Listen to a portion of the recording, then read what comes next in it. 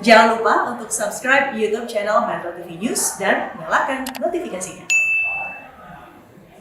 Dan 2 hari jelang Hari Raya Idul Adha, aktivitas penumpang di Bandara Internasional Soekarno-Hatta meningkat. Selengkapnya kita bergabung bersama dengan Valentina Chelsea langsung dari Bandara Soekarno-Hatta dan juga Fatma Ayu di Jembatan Suramadu, Jawa Timur. Saya akan kerahkan Chelsea terlebih dahulu.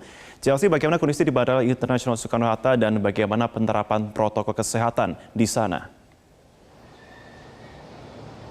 Iya, Marvin, di 2 hari jelang Hari Raya Idul Adha yang akan jatuh pada Jumat esok, saat ini kondisi di Terminal 2 khususnya Bandara Internasional Soekarno-Hatta bisa dibilang sudah mulai dipadati oleh penumpang.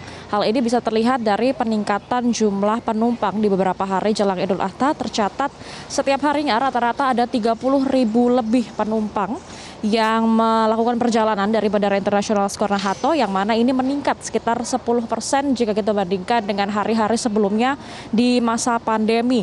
Selain itu juga peningkatan juga terlihat dari aktivitas penerbangan, yang mana tercatat setiap harinya ada sekitar 400 hingga 450 penerbangan.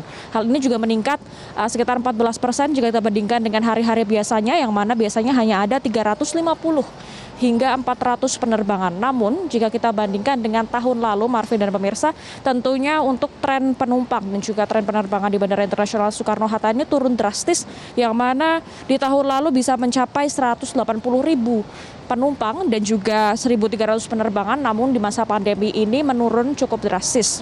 Selain itu juga ada beberapa hal yang perlu diperhatikan oleh para calon penumpang pada saat ingin melakukan perjalanan dari Bandara Internasional Soekarno-Hatta, yang mana wajib membawa persyaratan. Yang pertama ini identitas diri atau ID card, kemudian tiket, dan pastinya yang paling penting adalah surat bebas COVID, baik itu rapid test yang dengan hasil non-reaktif ataupun hasil swab test dengan hasil negatif. Selain itu juga tadi kami memantau adanya protokol kesehatan ketat yang diterapkan di seluruh area Bandara Internasional Soekarno-Hatta. Di antaranya ini wajib 3M, yakni memakai masker, kemudian menjaga jarak dan juga mencuci tangan.